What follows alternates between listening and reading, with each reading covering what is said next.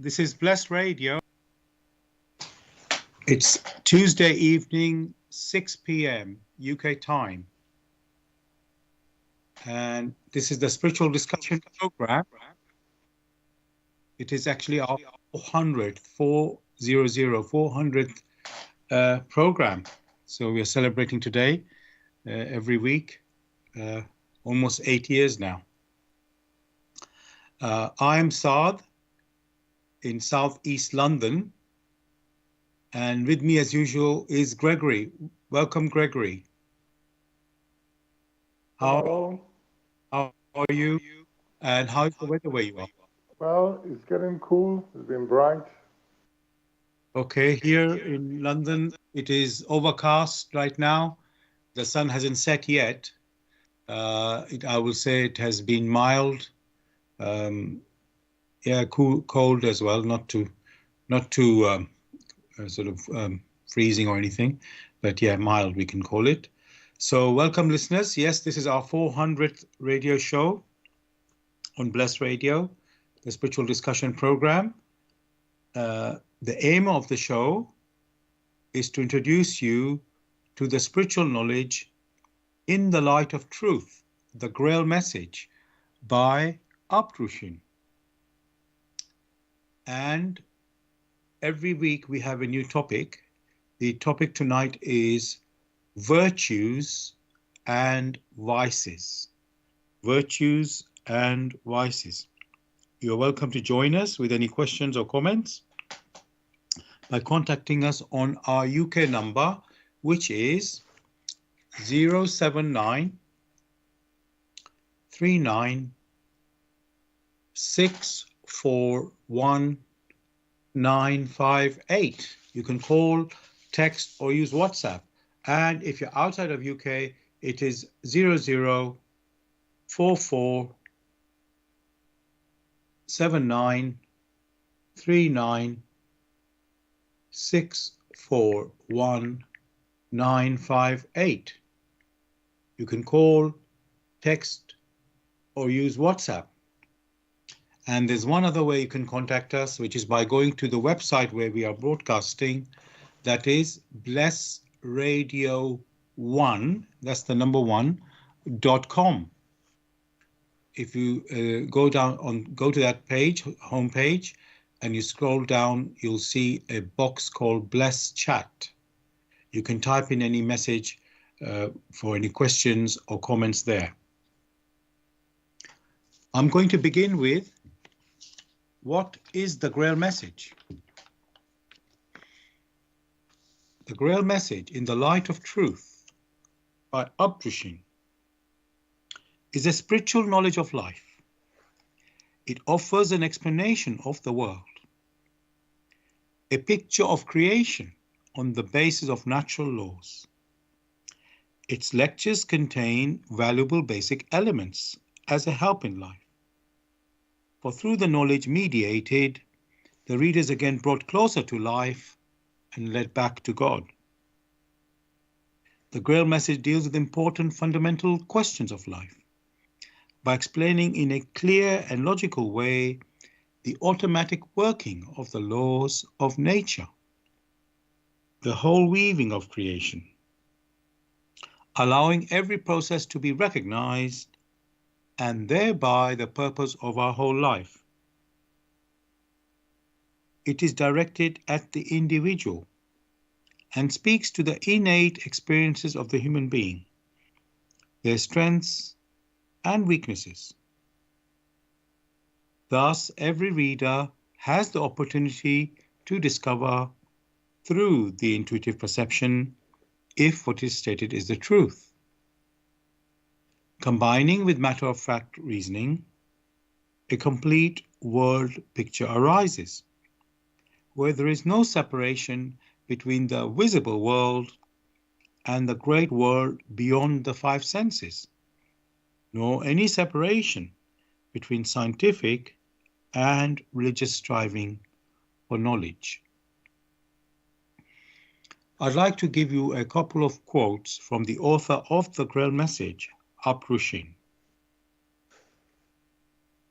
The hearer and reader of my lectures should always work within himself, keenly probing and building bridges from one lecture to the other, as well as out into the great and small world happenings. Only then will he be able to understand the Grail message and find that it gradually shapes itself into one complete whole without leaving any gaps. Again and again in all the happenings, the reader will come back to the basic features. He can explain everything without having to change even one single sentence. The word of the Grail message lives, so that it permits only those people who really carry the honest desire in their souls to find abundantly. All else is automatically rejected by it. For the arrogant and those who seek superficially, the message will remain the book with 7 seals. And I'd like to give you one more quote from the author. I wish to fill the gaps which have so far always remained unanswered in the souls of men, and which never leave any serious thinker in peace, if he earnestly seeks for the truth. So, dear listeners, just to remind you, the topic tonight for our discussion is virtues and vices. Virtues and vices. You are welcome to join us with any questions or comments by contacting us on our UK number, which is 079 39 641 958. You can call, text, or use WhatsApp. And if you're outside of UK, it is 0044 7939 641 958. Again, you can call, text, or use WhatsApp.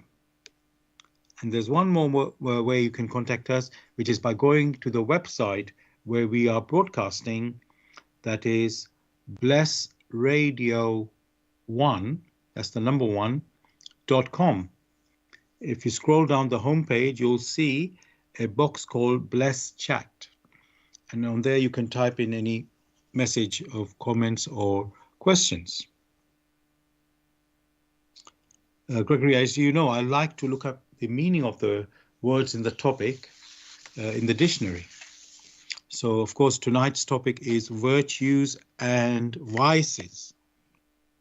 And the meaning I found for virtues is behavior showing high moral standards. What do you say about this definition? Is it a good definition for our discussion? Well, thanks for this question. The challenge which one has when that question arises, is it a good definition? The challenge basically is, what does one mean by morality, by moral standards? And then one is talking about high moral standards. So it must be that there needs to be clarification of that expression moral. Okay. Therefore, that definition may be taken, but with some reservation, because until there is clarification on the framework of that, what morality means, or moral standard, then it becomes unclear. And many people will start putting so many varied definitions, which throws a listener into confusion. Thank you very much for that answer or response there, Gregory. And because of that, that's exactly what I did now. I decided to look up the word moral or morality in the dictionary as well. So I know, because it wasn't the first keyword, I didn't really choose that, but I did, in anticipation, you could say, from what you've just said, look up the word morality. So, you know, as you said, we need to understand that or define that too. So here is the meaning I got from the dictionary for morality. Principles concerning the distinction between right and wrong, or good and bad behavior. And that is one meaning, actually. There's another one. Let me just repeat it, the first one, Gregory, just so you can give your comment on that one. So this is the meaning of the word morality. Principles concerning the distinction between right and wrong, or good and bad behavior.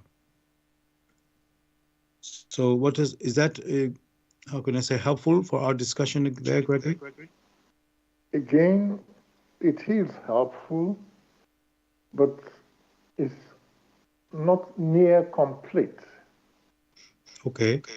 Before you continue on that, I have the second definition, so I would like you to just put that in, take into account that as well. So this is another definition of morality: a particular system of values and principles of conduct.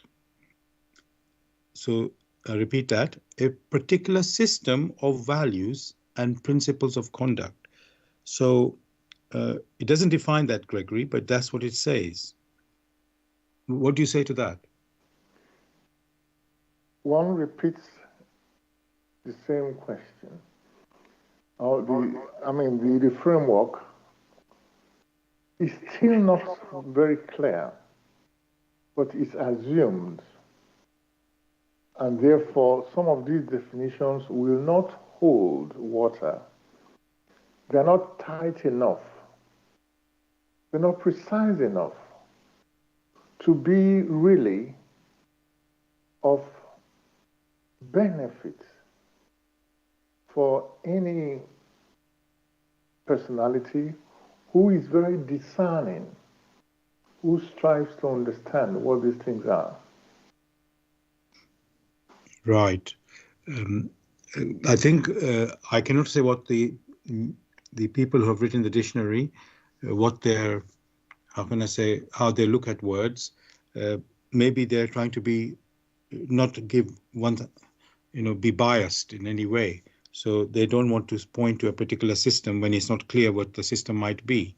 System, so morality, so the meaning they've given a particular system of values and principles of conduct, but they haven't said, oh, this particular system or that particular system. They haven't made a point of this, They could say, oh, there's a Christian system, or there's a Muslim system, or there's some other system invented by, whatever system.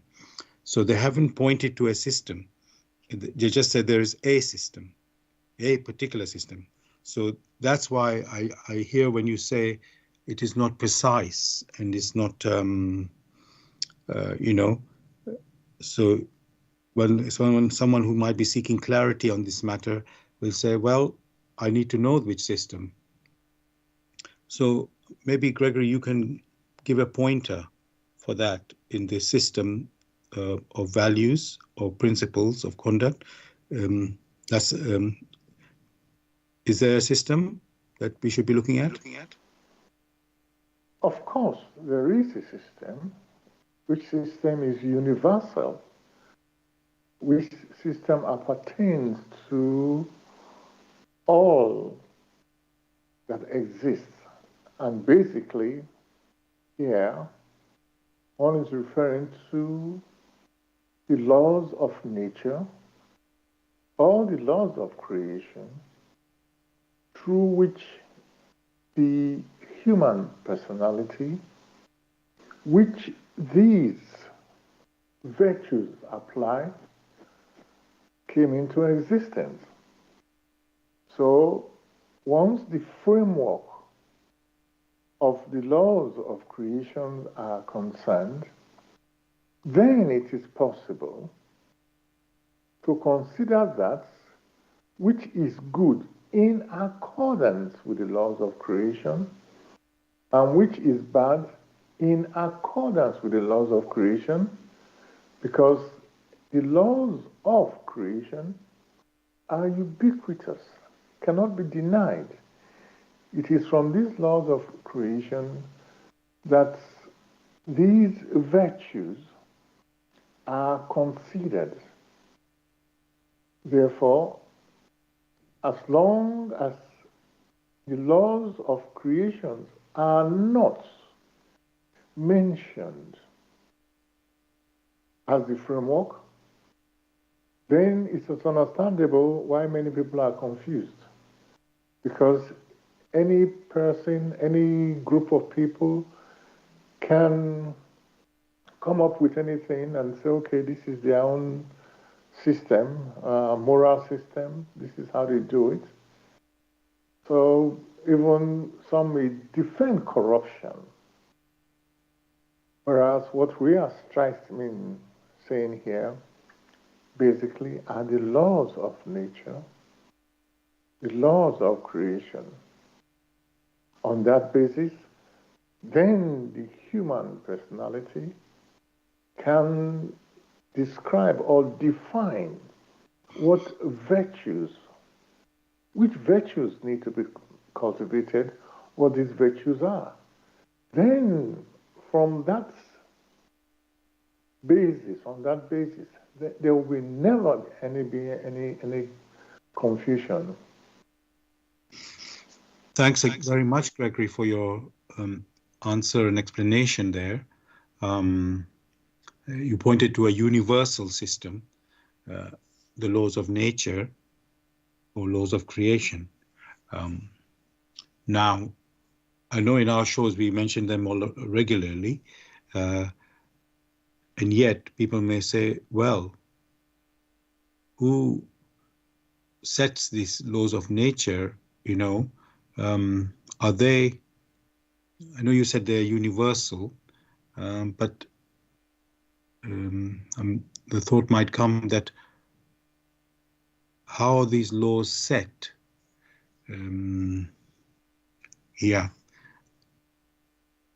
Because we know in human beings, for example, maybe there's a good way to look at these things. You can compare how humans make laws and how you could say the laws of nature have been set. So, which we notice with different group of human beings, you'll get different sets of say human law, but with something that is universal, it must be obviously the same everywhere. So I'm trying to think of how to ask a question on that.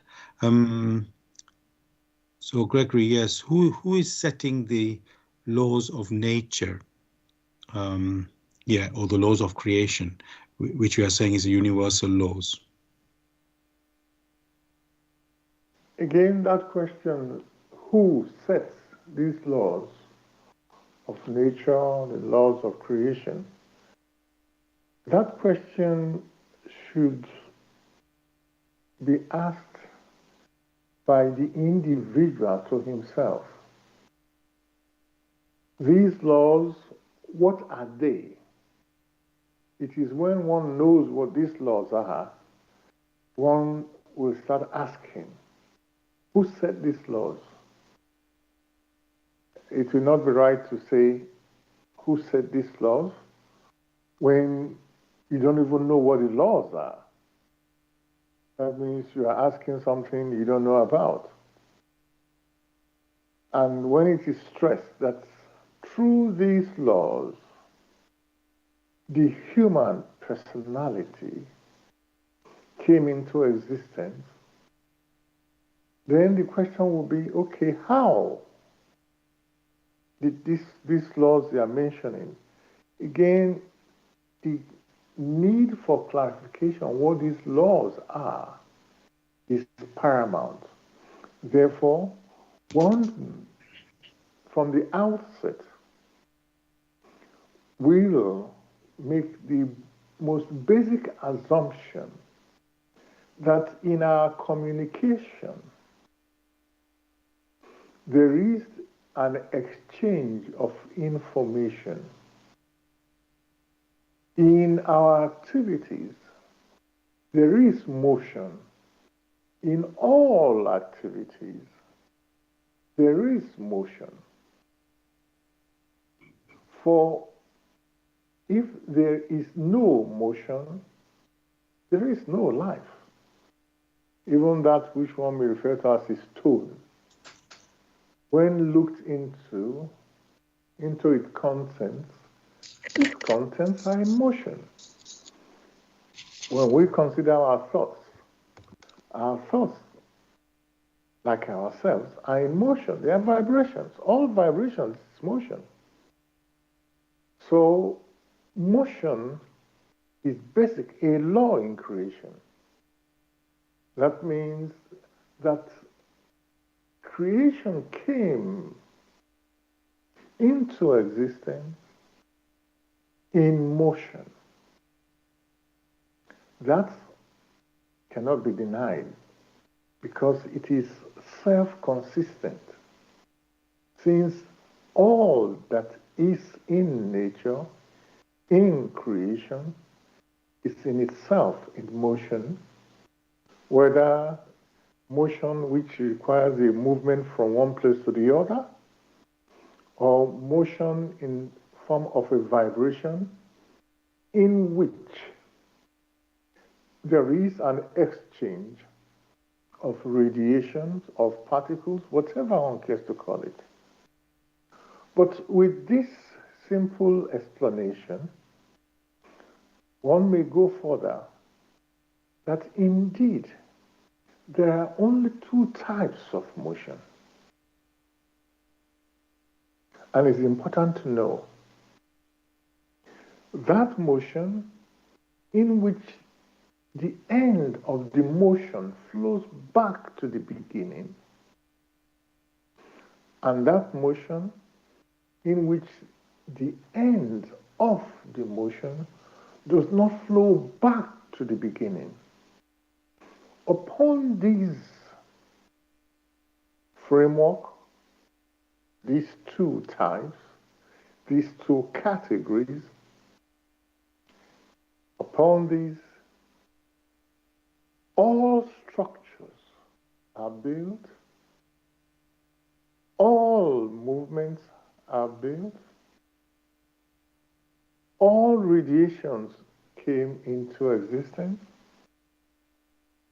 and above all, that which we wish to discuss today, virtues and vices, can only be understood through these laws of creation.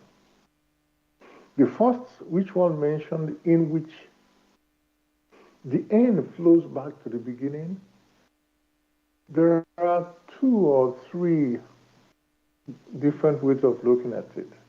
The first one, in which the end flows back to the beginning, that is more of a reciprocal activity.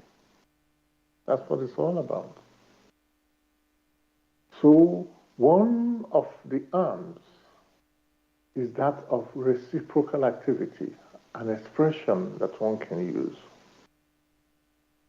The other expression which one can justifiably use is that of the attraction of homogeneity. That means in viewing this, the impression that strikes is that of an attraction. And that attraction only came into existence because there must be homogeneity. There must be some form of balance which needs to be achieved in this motion. That being the case, some other way of considering it is so-called law of balance. Some others may say resonance, because when here we are discussing, you are only able to hear in our discussions because those systems that lie in between us and the listeners, those systems must be in resonance. And in resonance, there appears that which one may refer to as an attraction, a reciprocal activity. So you find these, it's everywhere. And therefore, to be fair, most of the structures which one may establish, structural activities one may establish as virtues, must be taken from these laws of motion. The other one, where the end does not flow back to the beginning, again presents a very clear picture that that which is heavier sinks, that which is lighter floats. And that is only possible if you have a system where at the beginning the motion is so rapid. However, in moving away gradually, there is a slowness due to a cooling. Again, these things are universal. That where you have the end does not flow back to the beginning, densification comes in. Therein lies the so-called gravitation. However, in the different categories, which categories are discussed in this forum, the category in the world of matter, the category of spirituality, one will find that these laws also hold. And therefore, in our discussions, it is our task to show how these virtues have arisen or how they could be cultivated in accordance with these laws of nature, which now one has discussed very briefly.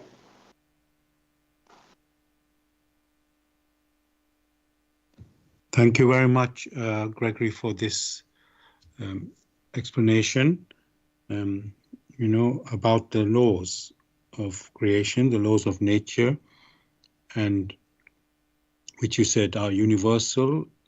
And from this, we are meant to, get the framework which is needed to look at virtues and vices. So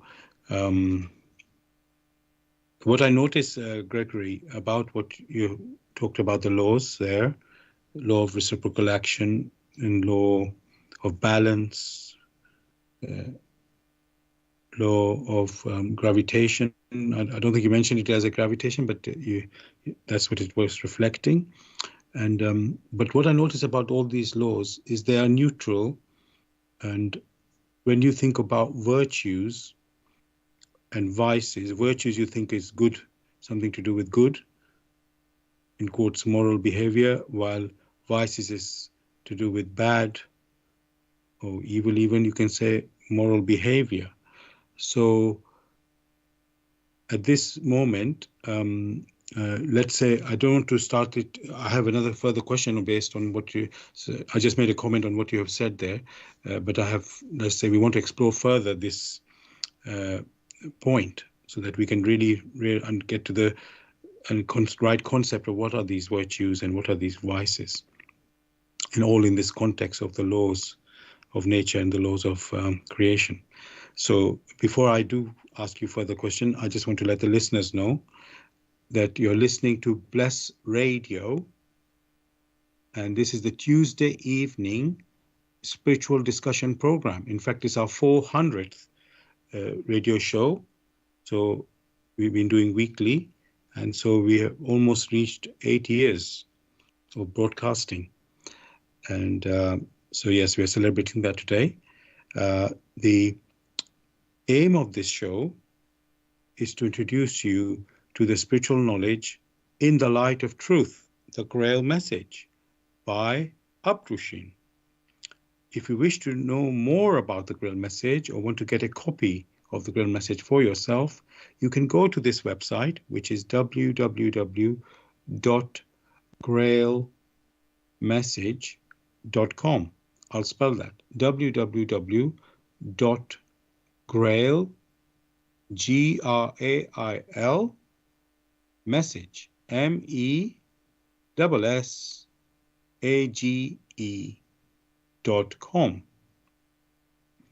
And the topic we are discussing tonight is virtues and vices. Virtues and vices. If you have any questions on this topic or any comments, you can contact us on our UK number, which is 079 39 641 958. You can call, text, or use WhatsApp. And if you're outside of UK, it is 0044 79 39 641 958. Again, you can call, text, or use WhatsApp. And there's one other way you can contact us, which is by going to the website where we are broadcasting, and that is Bless Radio 1. That's the number 1.com. If you scroll down on the homepage, you will see a chat box called Bless Chat. In there, you can type in any message of questions or comments. Now, as I mentioned, we are broadcasting on Bless Radio 1, the number 1.com. You can also listen to us on YouTube. Go to youtube.com and type in the search box, Bless Radio 1. Again, that's the number 1 there, space live stream. That's for our live show, which is on Tuesday evenings, 6 p.m. to 8 p.m. UK time. You can listen to the recording of this show the next day, also on YouTube. Go to youtube.com and type in the search box, Bless Radio 1, the number 1 again, space, Grail message, space, the topic of the show, which tonight is virtues and vices. And of course, you can listen to our previous shows, a recording of our previous shows, also on YouTube. Thirdly, we are broadcasting on Zeno. That's ZENO.FM/Bless Radio 1. That's the number 1 again. Now, Gregory, I was talking about how we can look at these virtues and vices in the context of the laws of creation or the laws of nature, which you have now described. What my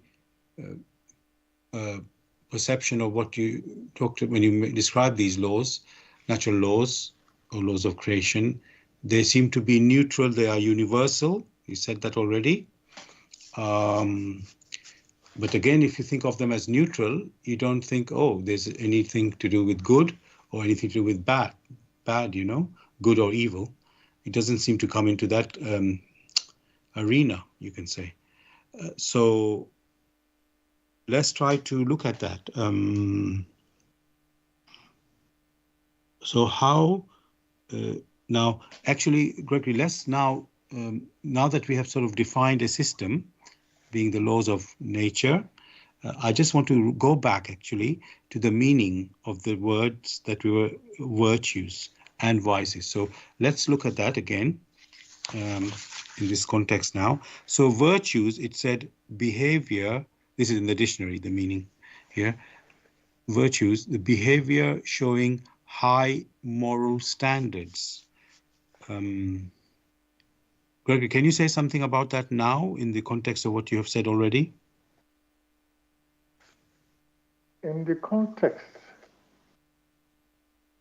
of what had been presented in accordance with the laws of nature, that which is right against that which is not right, that is wrong. When one needs to consider that very carefully in accordance with the laws of creation, then one must consider the purpose. If the purpose of an activity brings benefit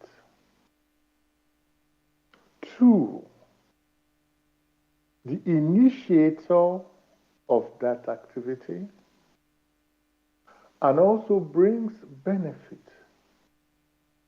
to the others in the environment. One stressed the initiator and one stressed on the others in the environment. If this purpose be in form of deeds which are perceptible using our five senses, this purpose which could also be in thoughts, and finally this purpose which will also be through one's intuition, because it's the intuition that is an activity of the spirit. So when one considers these three different areas, if it is of benefit to the initiator, spiritually, in thoughts and in deeds, and also of benefit to those around it in thoughts and in deeds and spiritually, then and only then can one say that it is good. Why? Because that is the purpose of creation. Purpose of creation because it brings benefit to all that exists in creation, in nature. If, however, it is not of benefit, then that activity must have been done in vain, a waste of resources, of time and resources, and then a perpetuation of waste is more of a vice.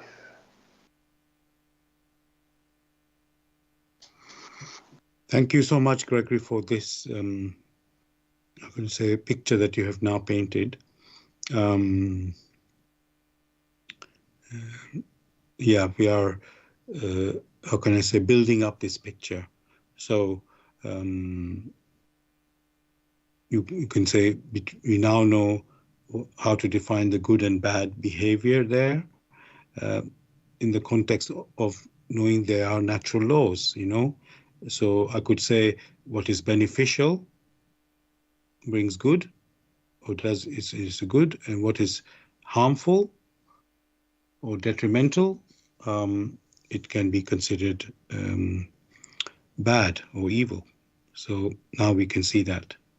Now, Gregory, let's still try to bring in the, I mean, there's a connection there with the virtues and vices, but again, just going back to the dictionary meaning, I know that is not our, how can I say, absolute way to look at things, but it's just a way to look, just have examine it, you can say, in the topic. So just to go back to the meaning in the dictionary for virtues was behavior showing high moral standards.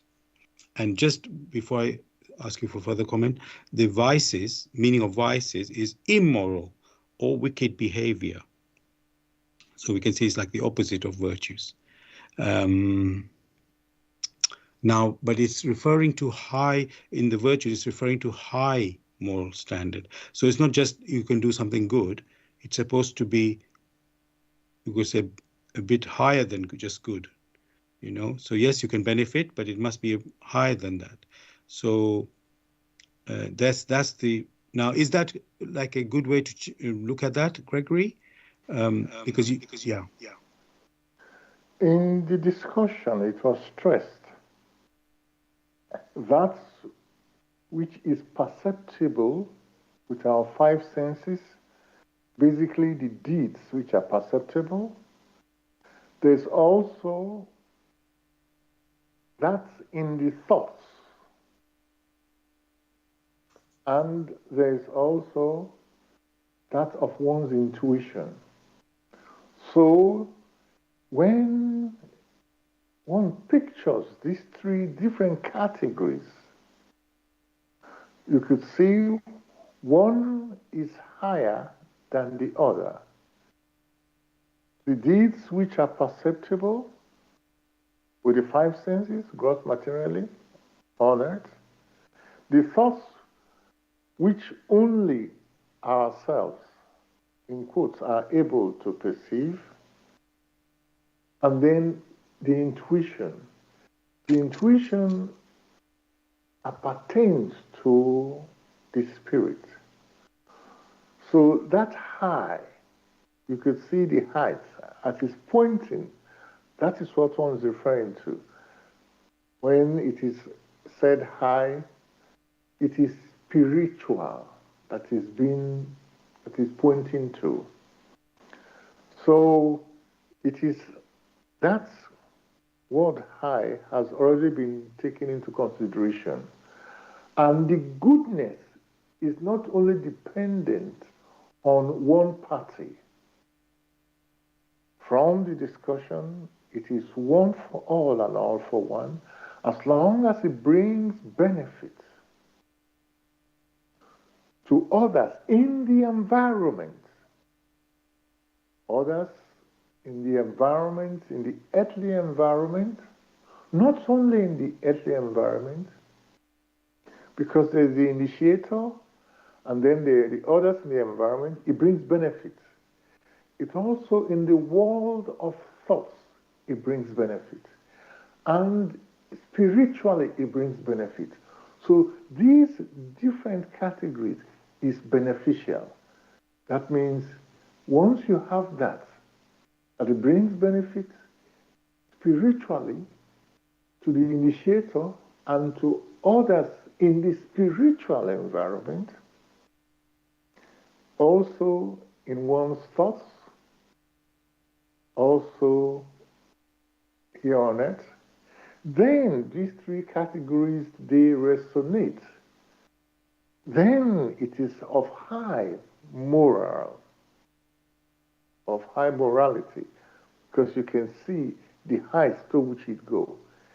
In such a case, you find the initiator has woven a thread, which threads now pulls it up, because one being pulled up to where? To high spirituality. So, in a step-by-step manner, one's activities lead him or her upwards. That is what is referred to here. So, all has been taken into consideration. What has not been explained are the different facets of the details.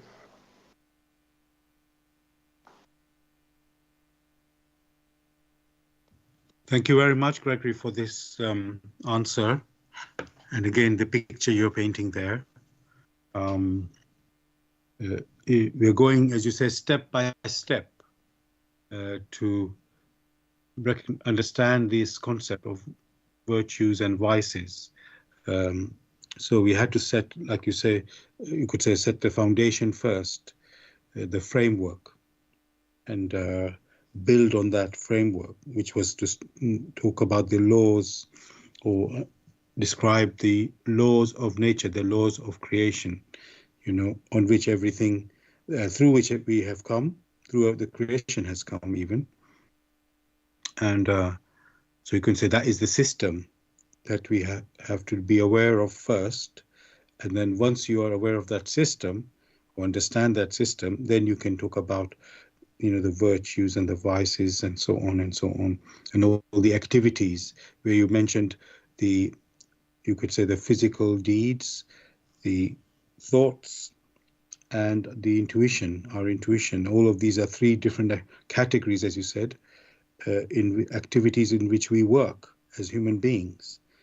And so you can see it looks a complex picture or concept, but it's, when you break it down, you look at it in a simple way, you can see, yes, we do have thoughts, we do have our physical deeds that we do, and we also have this intuition, you know, and they're all operating, you know, there. So you can't really, how can I say, ignore one or the other and say, oh, this is only a physical deed, or this is only our thought, and this is just the intuition working. So all of these things are there in reality. We must appreciate those things, and then once we do, then we can see, oh, this is this activity a vice, or is it a virtue that we are doing? So in this context, we will realize these things. Now, Gregory, I want to, it may be something straightforward in a way, this question, but so these, Gregory, these virtues and vices that we engage in, are we aware of them? Like, is it already built in our human system, if I can put it that way, or human, what can I say, within the human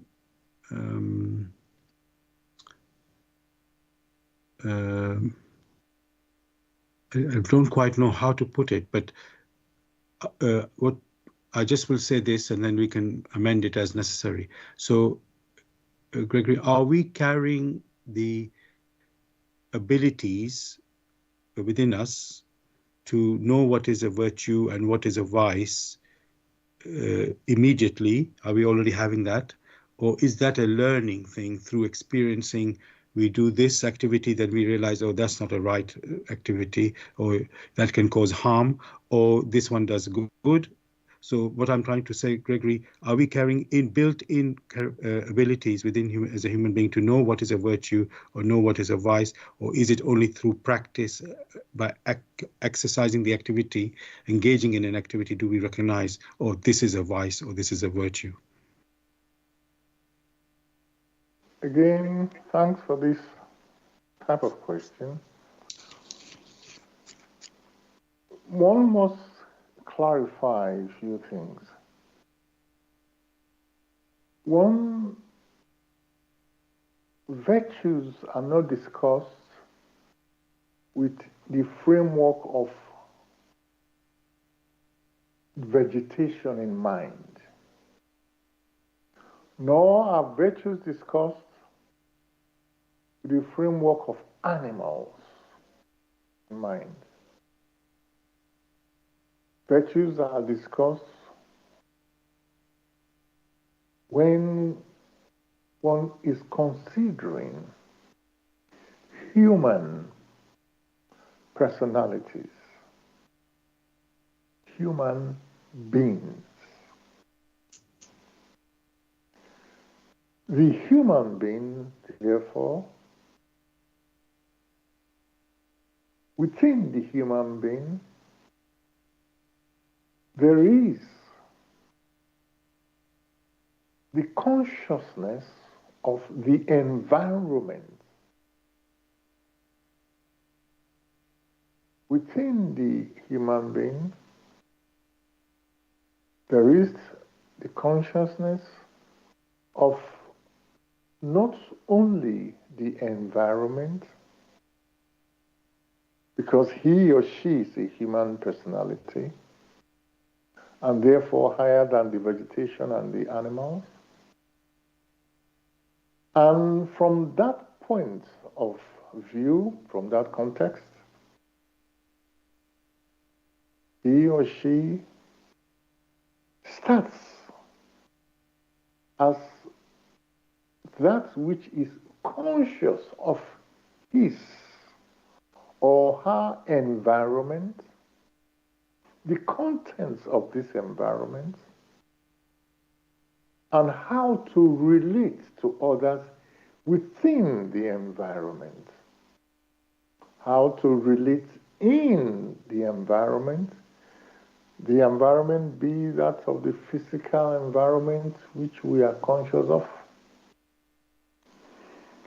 or the environment of thought forms, or the environment of one's intuitions. In that case, one is pointing to spirituality. Therefore, it is spirituality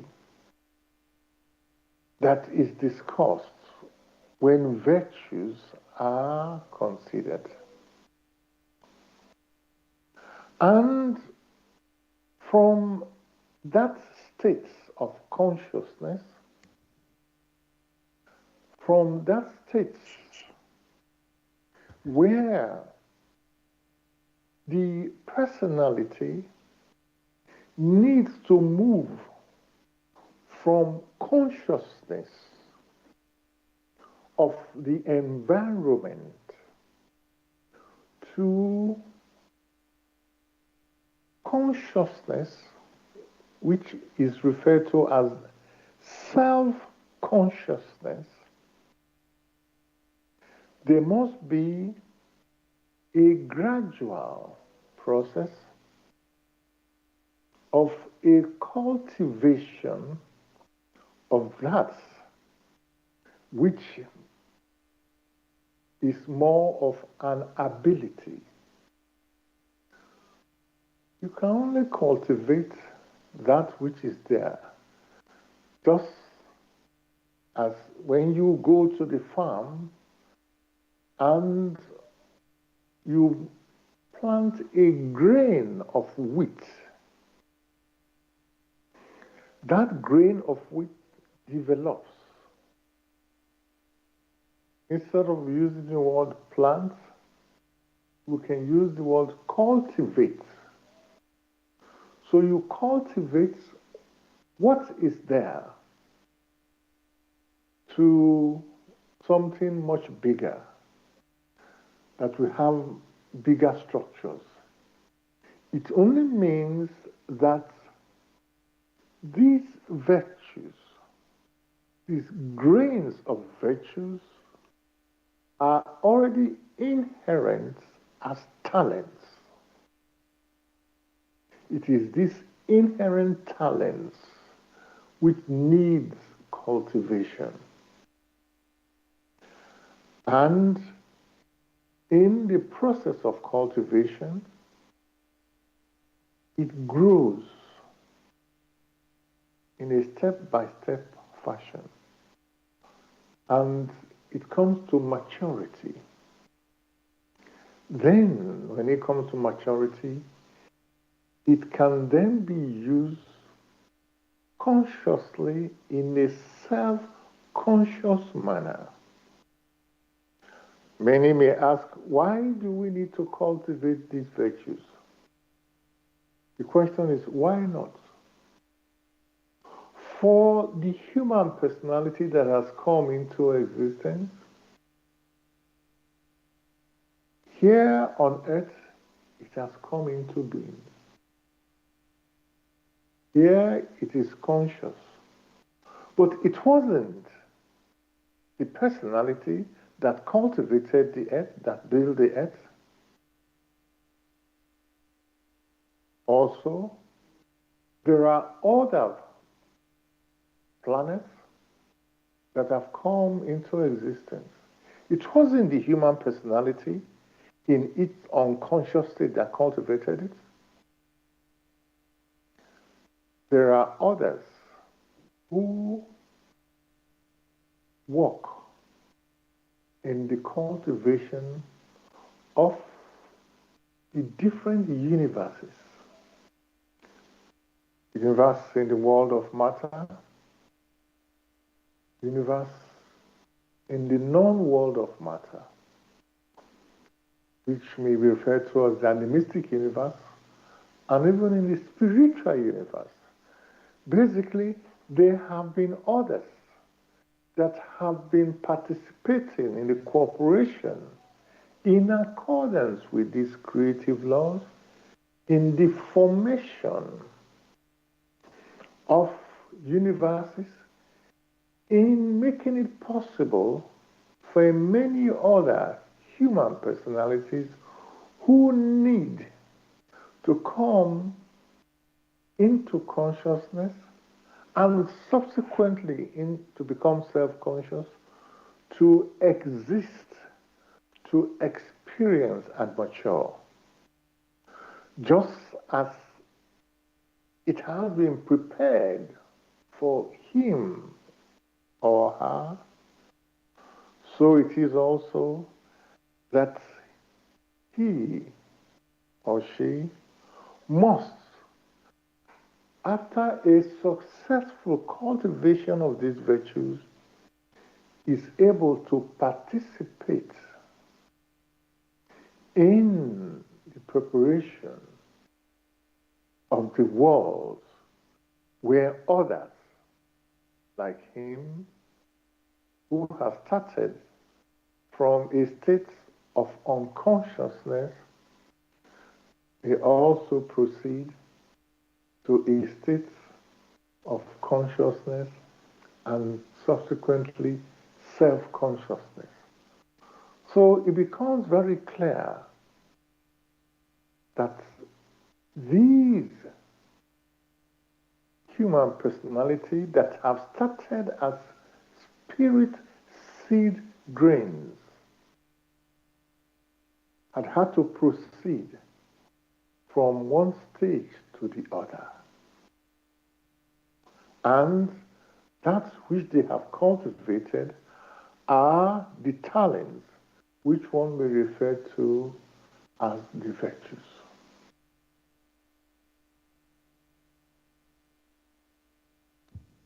Thanks very much, Gregory, for this picture you have painted again there.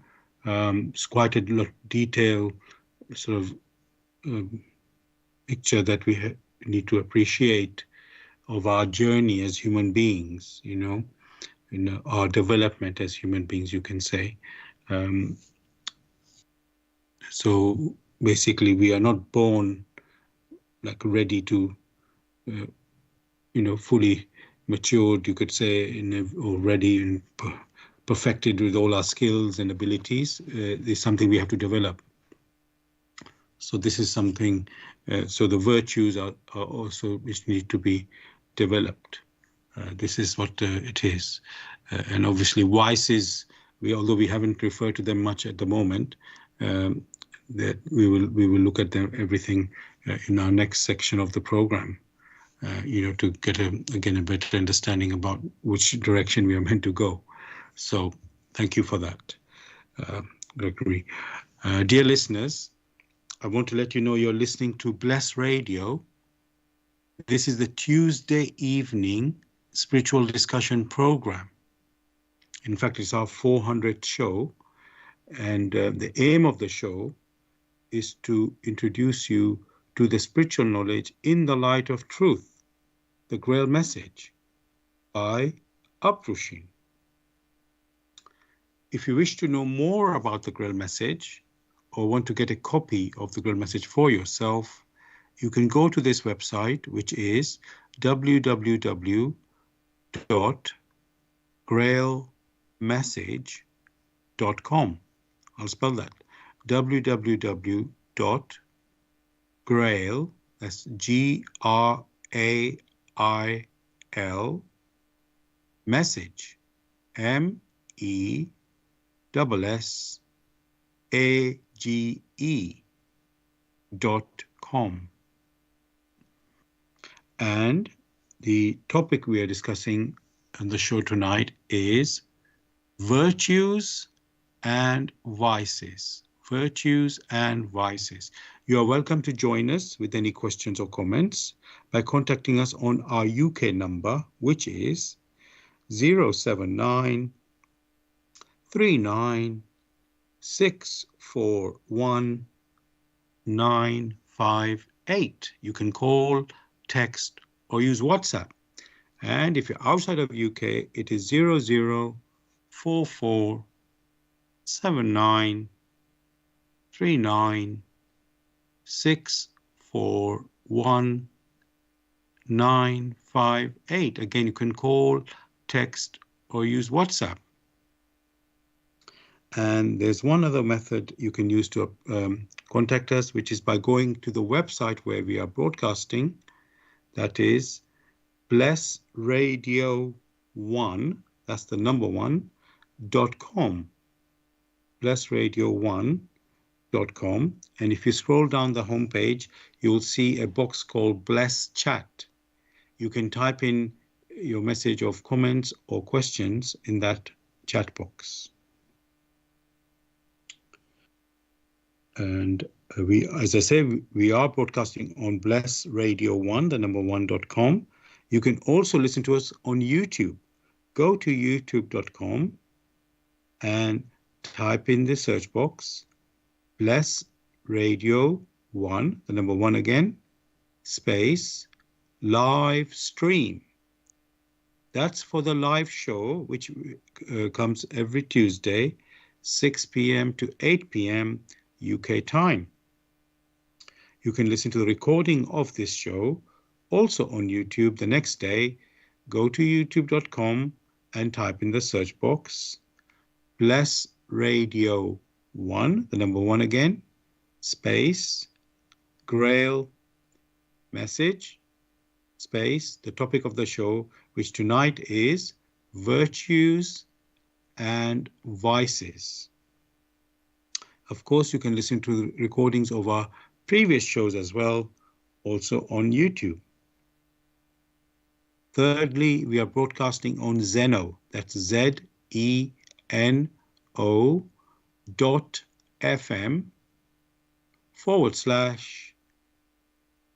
Radio 1. Again, that's the number one. Now, Gregory, I thought it would be good now if we go through what are these virtues and vices. We go little by little, as you say, step by step.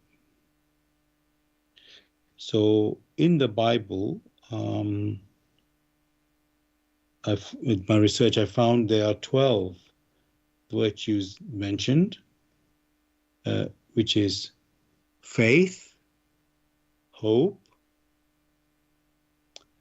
charity, justice, goodness, honesty, wisdom, prudence, fortitude, temperance, and modesty.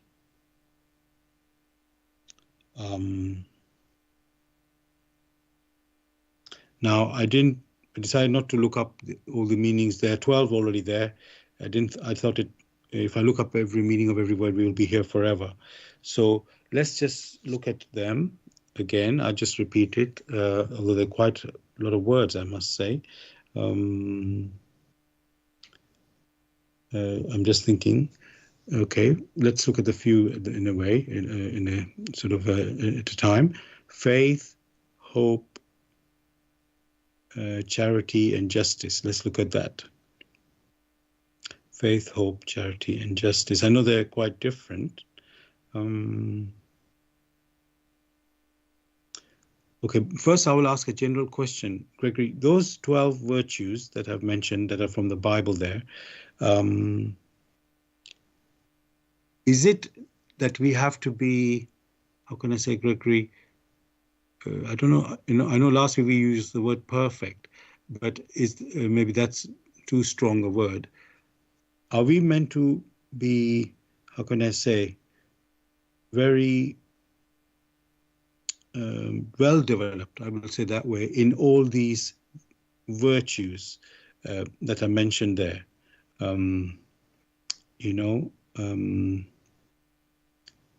Yeah, I'm not quite sure how to put it, but yes. So anyway, I can put a question slightly differently, Gregory. Are we meant to develop everything, all these 12 virtues, you can say, fully developed or as maximum as you can, or some we can develop, partially, and others you can be, because you say it was to do with talents. The virtues are to do with talents, and not everybody has talent is talented in every single, department, if I can say.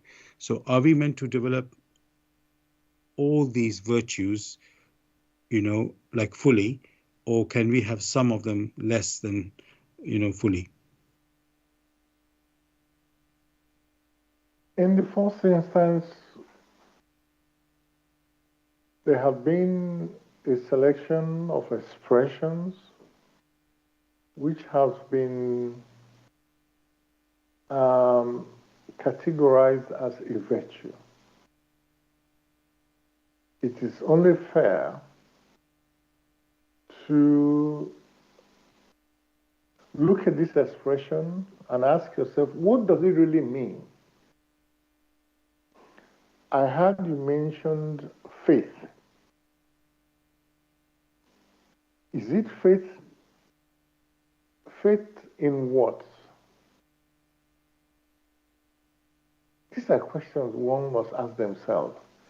Else, it's as if one is going into a battle to understand something, and yet that which the person needs to deal with is very unclear. Therefore, energies, time will be wasted in trying to find out what they're supposed to be doing. So you also mentioned hope. Hope in what? These are the questions that must be asked.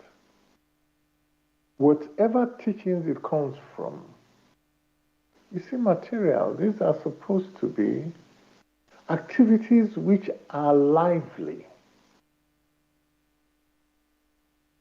Therefore, how can one explain hope to others as a virtue, or hopelessness as a virtue? So each one of these which have been mentioned, the need is there to ask, what is this that is called faith? And faith in what? Faith in humankind who are still in their process of maturity, faith in matter or in vegetation. So these are questions, again, which has to be asked before one starts going to Is one supposed to have all this? Therefore, hope is not a physical activity. Hope is more of an expectation. Before the human personality expects anything, he or she must have initiated an activity, and in reciprocity, there will be expectations. If, however, the human personality is too indolent in initiating an activity, that activity could be in physical deeds, it could be in one's thoughts, it could be in one's intuition. If he or she does not initiate and pursues these activities vigorously, then there will be no realization. In that case, what is then the hope? All these things, when a personality needs to consider it very carefully, it has to be lively, not something which is mentioned wherever it's mentioned from, be it biblical, ancient writings or not. It must be attached to some form, and the strength or the power needed to accomplish this. So these are the different things which must be considered. If one considers modesty, this is an expression which, when viewed correctly, as we all know, every picture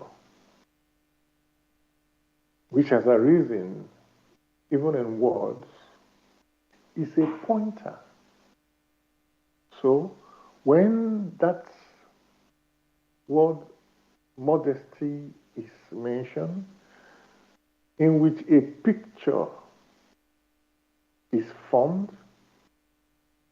that becomes a pointer to do things in a simple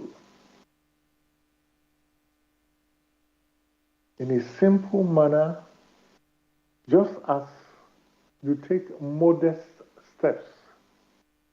One can also say it is one step after the other.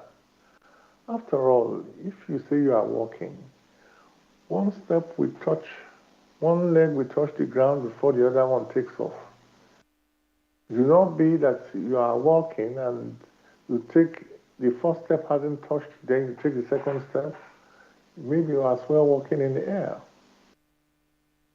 So that's what modesty means. Do things in unit steps, bit by bit. It means the load that one needs to carry should not be too much, but should be modest in relation to the size. It means the thoughts which one wishes to deal with should not be complicated, but should be simple. Then one begins to form a consistent and correct picture of modesty. The same thing goes with gracefulness. The same thing goes with courage. The same thing goes with selflessness. Selflessness indicates that whoever is able to receive must make use of what he or she has received and pass it on. The human personality is able to receive. Consider the case of musicians. Who knows where they pick those notes? And then in picking those notes, that means they are receiving. If those notes were not there, they would not receive what is not there. So the notes must be somewhere which they are able to perceive, bring it together, not in an arbitrary manner, but in a harmonious manner, such that when they then express it in music, that piece of music brings joy, happiness, or memories to others. They have received, they have made use of it, and they have spread it on. And this piece of music has touched others to awaken in them some form of goodness, some form of compassion, some form of alertness, some form of courage. He or she who receives must make use of it and pass it on. That is selflessness. As or in contrast to selfishness, in which you receive, you hold it in yourself, and you do not pass it on. So these expressions of virtues, they must be considered in real life rather than expressions which are not really in real life, which are not connected to, real activities that bring joy or happiness. Else, it will just be that the human personality is only involved in blind faith. And whenever a personality is walking without seeing where they are going, the likelihood is that they fall into a ditch.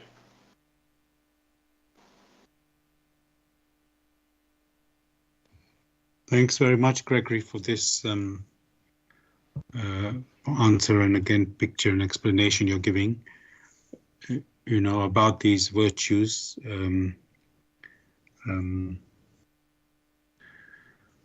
It's as you said, this is something we have to develop, and of course we must be aware of the whole context when we're talking about these virtues.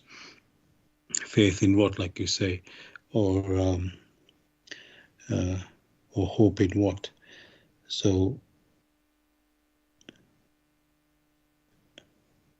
I was going to think of them as myself as when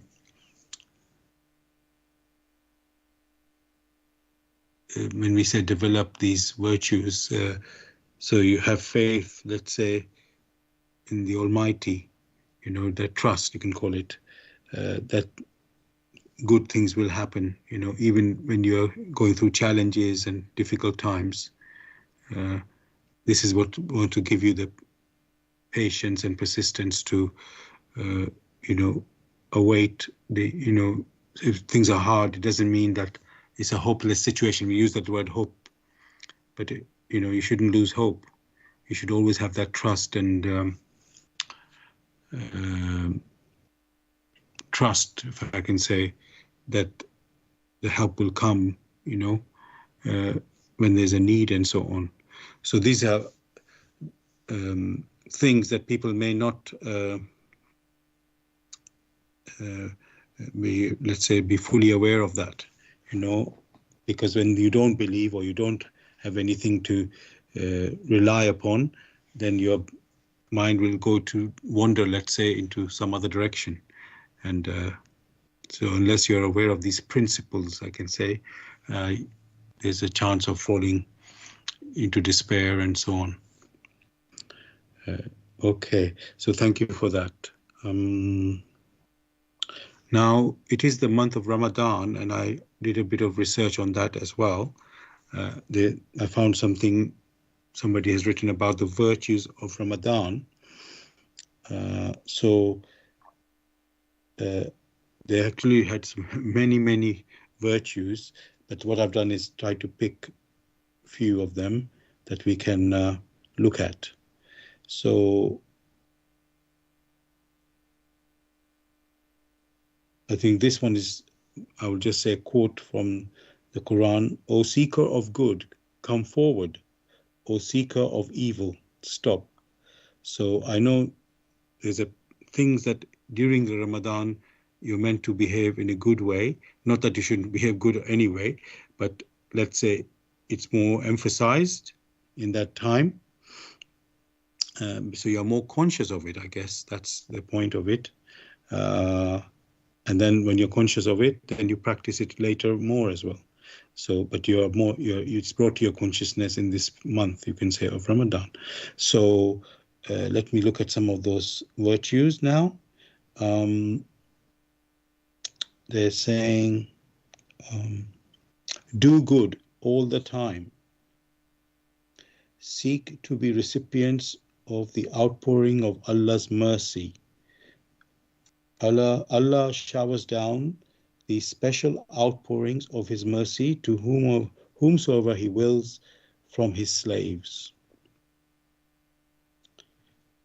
So, Gregory, just looking at that one, does that mean we should be appreciating the world around us, that this is, let's say, a blessing from the Almighty?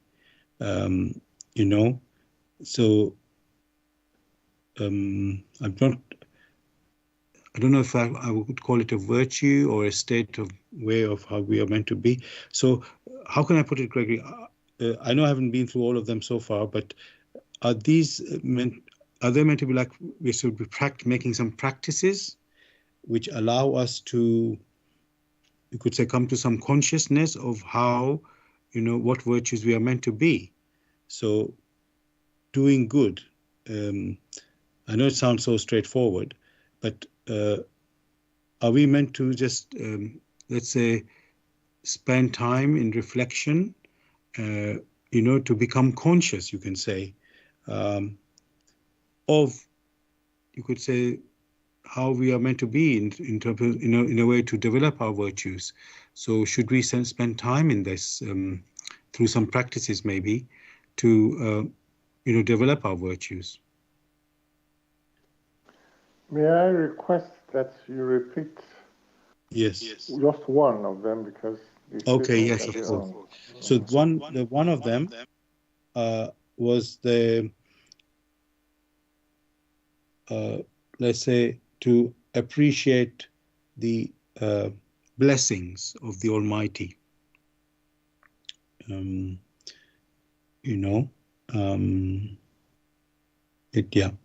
So appreciate the blessings of the Almighty. That's how I'm putting it. They call it outpouring of Allah's mercy. Sorry. When it is said to appreciate the blessings of the Almighty, which of the blessings? Was there any specific one? Okay. Just give me a moment for that so I can pick something. It is written in such a, I wrote some things, but it's all very, very general. It doesn't give me anything specific. Okay. Okay. It says remembering Allah. So being conscious of the Almighty.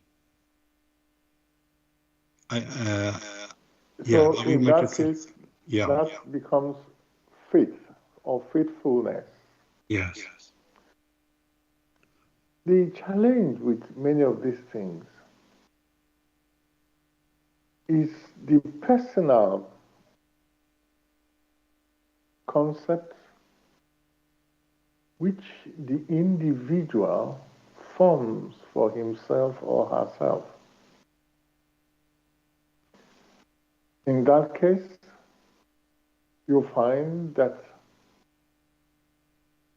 there is the possibility of narrowing the concept that has arisen through what they themselves believe, rightly or wrongly. Therefore, you find even the concept of this fasting, which has come about, which the prophet has discussed, this concept has been blown beyond what it's supposed to be. Fasting is taken basically as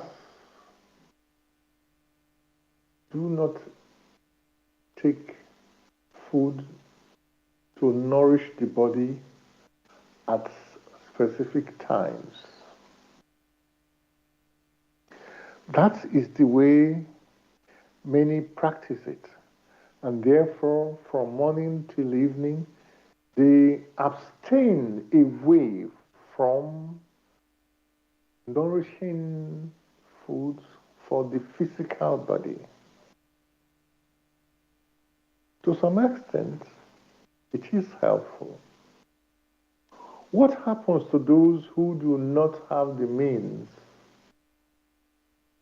to procure the necessities to keep the physical body in balance? To fast doesn't mean to abstain from food only. To fast means to abstain from those activities which are not beneficial to the individual or to those others in the environment. To abstain away from anger, to abstain away from all the vices, to abstain from greed, from pride, from envy, from slothfulness, from gluttony, from lust. Ask yourself, how can you abstain from slothfulness when your physical body is not strong enough to do work? Therefore, the concept which many a group or many a person have formed is wrong. Whereas that which the prophet brought is so precise, to abstain away from vices, if only for once the human personality reflects on this and practices it in that period, then what he or she needs for the physical body is made available. How many in the so-called fasting period abstain, other than from food, from greed, from wickedness, from envy, from gluttony, from lust, from slothfulness, from pride? Ask yourself, how many? So many are very happy to abstain away from food, but deep within them, are still filled with wickedness, then one may safely say that they never made any attempt to understand what the prophet brought. And therefore, where do they expect? They who claim to have an understanding of the Lord Almighty, they who claim to have faith in what the prophet brought, are the very same ones who violate the teachings of the prophets because they lack the understanding. So, these things have been interpreted wrongly. As soon as they put life into that which they are doing, and they abstain away from the vices, which is what is pointing to, then that paradise which they seek will come nearer, because in accordance with reciprocal activity, in harboring modesty, in harboring diligence, in harboring courage in the activities and selflessness, in harboring fulfillment of duty. Do not forget, it was said by the prophets, pay those who have completed their work even before the ink runs dry. Fulfillment of duties. So, it is those who hold these beliefs, these teachings wrongly, who interpret that fasting means abstain from food only. Not necessarily, but abstain from the vices. Therein lies the key.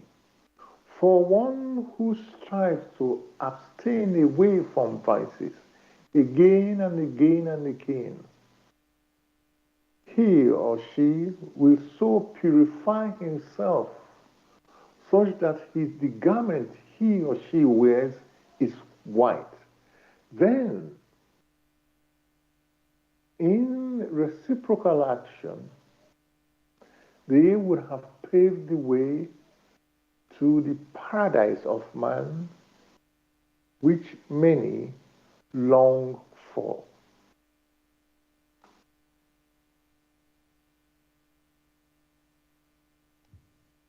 Thank you very much, Gregory, for this answer and, how can I say, exploration of the, the virtues in Ramadan, the fasting month, and what it's really about, you can say. Everything is meant to be practical, not just theoretical. Or I use the word theoretical in quotes. So, yes, of course, if you're not healthy to have be capable of doing a fast, then of course you shouldn't be doing it. But the principles are obviously still meant to be developed and adopted by everyone. So that's you just practice it the way you can best practice it. I guess that's some will be able to fast, some will not. But yes, not getting angry, I know, is one of those let's say practices you're not how you're supposed to be, let's say, during this month of Ramadan. And those sort of disciplines, they need to be developed in this, of being a good human being. Really, that's what it's about. And then in the end, the goal is to enter paradise as a without the sin. You must redeem all these things that we have done wrong, redeem that, and also the practices which are causing harm, you can say. So those have to be cleaned and purified. You must be purified before you can enter this world of heaven and paradise. So thank you for that. Dear listeners, you're listening to Bless Radio. It's the Tuesday evening spiritual discussion program. The aim of the show is to introduce you to the spiritual knowledge in the light of truth, the Grail message by Abdrushin. If you wish to know more about the Grail message or want to get a copy of the Grail message for yourself, you can go to this website, which is www.grailmessage.com. I'll spell that, www.grail, G-R-A-I-L, message, MESSAGE.com. And the topic we are discussing tonight is virtues and vices. Virtues and vices.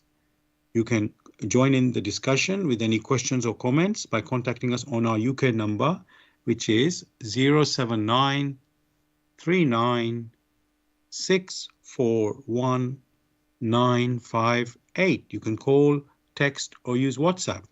And if you're outside of UK, it is 0044 79 39 641 958. Again, you can call, text, or use WhatsApp.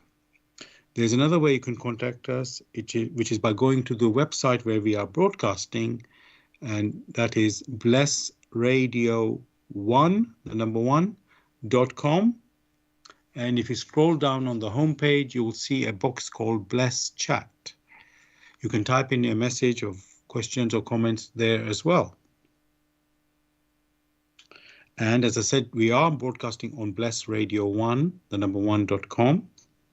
There's another way you can listen, which is by going to YouTube. Go to youtube.com and type in the search box, Bless Radio 1, that's the number 1, space live stream. That's for the live show, which is broadcast on Tuesday evenings, 6 p.m. to 8 p.m. UK time. You can listen to the recording of this show also on YouTube the next day. Go to youtube.com, type in the search box, Bless Radio 1, the number 1 again, space, Grail message, space, the topic of the show, which tonight is virtues and vices. And of course, you can also listen to our previous shows, recordings of our previous shows, also on YouTube. Thirdly, we are broadcasting on Zeno, that's ZENO.FM/Bless Radio 1. That's the number 1 again. Gregory, we talked about the virtues, and in that discussion we mentioned the vices as well. Now, there's a quote. I'm just going to look for this before I can do it. It's from Colossians, if I can find it. Colossians chapter 3, verse 5 onwards. Let me see if I can find it now. Here we go. Right. Just a second. I want to be sure that's right. So this is the Apostle Paul exhorting us, and it says, put to death, therefore, whatever belongs to your earthly nature, sexual immorality, impurity, lust, evil desires, and greed, which is idolatry.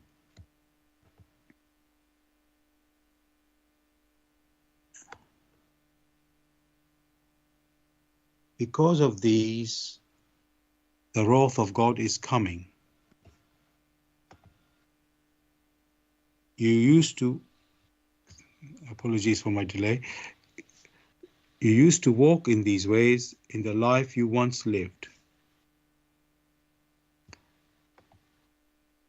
But now you must also rid yourself of all such things as these: anger, rage, malice, slander, and filthy language from your lips. Do not lie to each other, since you have taken off your old self with its practices. So, Gregory, here we are seeing the vices which Apostle Paul is telling us to get rid of, which seem to be connected to earthly nature, is how he puts it. Deadly vices. So I'm going to repeat those. The vices, the deadly vices, he calls them: sexual immorality, impurity, lust, evil desires, greed, anger, rage, malice, slander, filthy language, and lies. So my question on that, Gregory, it's quite clear that these are vices, I could say. Now,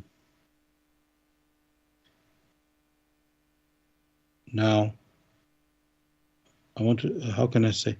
So,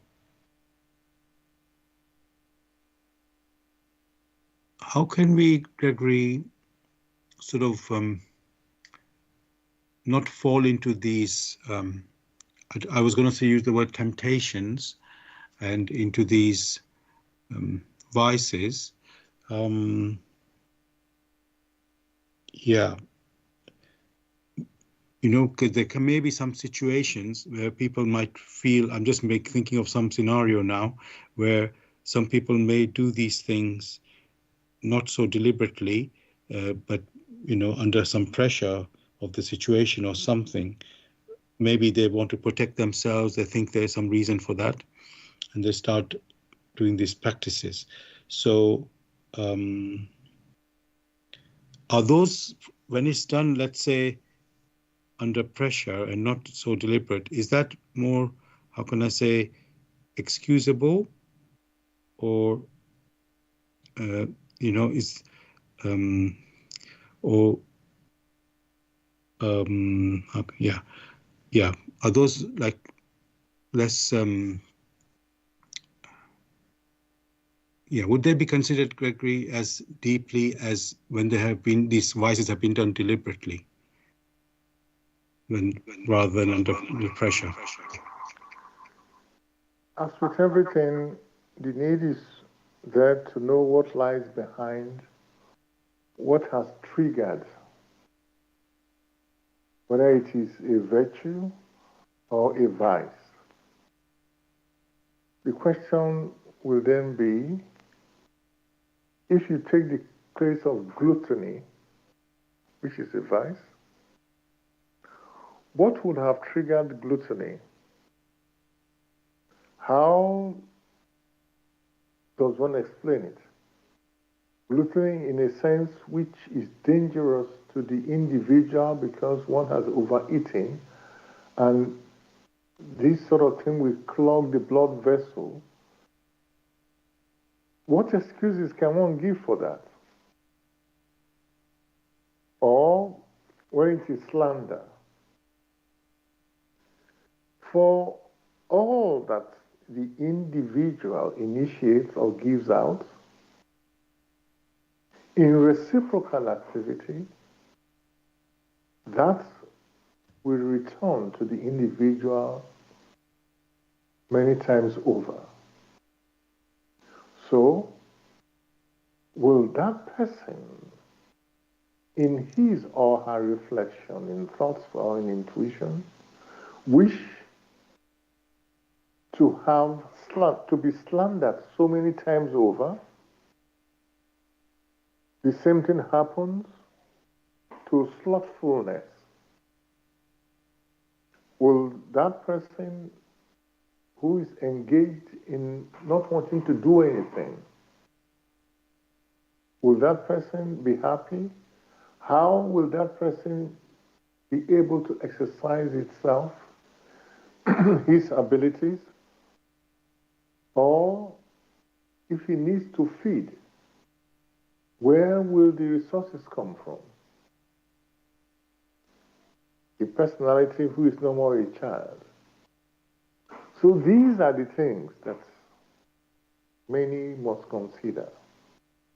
It is not rocket science, but a slight reflection of these things, not all at once, but in bits. Again, that is modesty. Many a time one looks at a challenge as something so very huge. But in reality, that is not the case. Because there are little things which that personality practices, which brings these almost impossible challenges. For many, they are happy to embrace something which is noble, which is wonderful. However, they still have little roots, fibrous roots, connected in the old deadly practices. They still have little roots connection to pride, to greed, to envy, to slander, to lustfulness and greediness, to evil thoughts. All this they are connected to. Whereas deep within them, they still hold noble ideas. Now, one can easily imagine where these things lead to.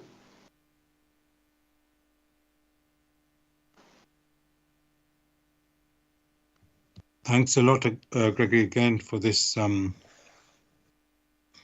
answer there. Now, I'm thinking that once somebody has indulged in these vices and then they realize that that's not what they want to be, they will want to redeem.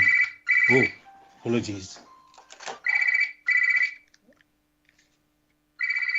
I'm sorry for that. So once somebody's, as I say, trying to, let me just put it on mute for a moment.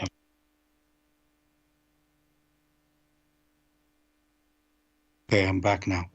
So what I wanted to say, Gregory, once somebody has indulged in these vices and they recognize that and they want to redeem themselves from that, can they to become good, let's say, should they help others, you know, to as a way of penance, you can say, and then you know, to try, because they've, let's say they've caused harm and now they should do something to repay that harm. So should they just, you know, give help others, let me say, I'm just using that, maybe the sick, or help visiting the sick and, you know, helping them, whatever that is, and you know, to take up such works as a starting point, you can say, to bring back, to recover their virtues. If I don't know if they lost their virtue in a way, is strange, but how can a person turn himself round? That's basically what I'm saying. What steps they should take to turn themselves round when they have, you know, gone into the vices. Unless a personality comes to recognition, there is no way forward. First, there must be a basis. That means in recognizing that indeed that which they had engaged in has not been of benefit, first, to themselves, secondly, to all others in the environment, in deeds, in thoughts, and even in their intuitions. So there's the need for quiet reflection and a plan on moving forward. To move forward without coming to a recognition is efforts wasted. There are many. It's like those who have been punished for some wrong deeds and sent to jail. And there is no remorse, no repentance. All they want to do is, okay, fair enough. They're supposed to spend some maybe 2 weeks in jail, and they are in and they're out. Seen by the earthly concept, they've been in jail and out, and therefore they have redeemed themselves. That is never the case. That inner reflection of the human personality must come first, where it then realizes, in accordance with the living laws, it, the human personality, has not acted appropriately. And in showing remorse, first deep within himself, coming to that recognition of the harm it has meted out to others, then that becomes a basis for moving forward. Not just external deeds, visiting people and saying nice words.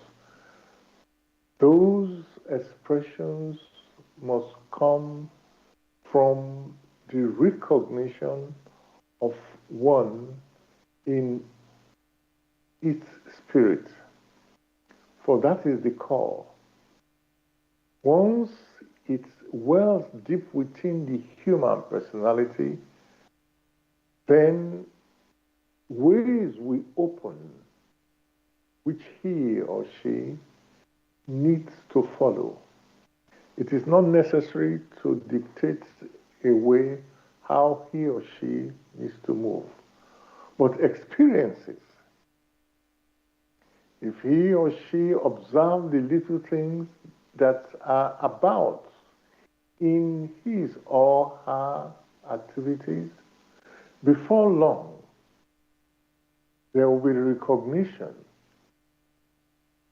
that a way has been fashioned through which it will redeem itself. First, in the recognition of that which has been done wrongly, and secondly, in grasping the gentle way which has been presented to the individual.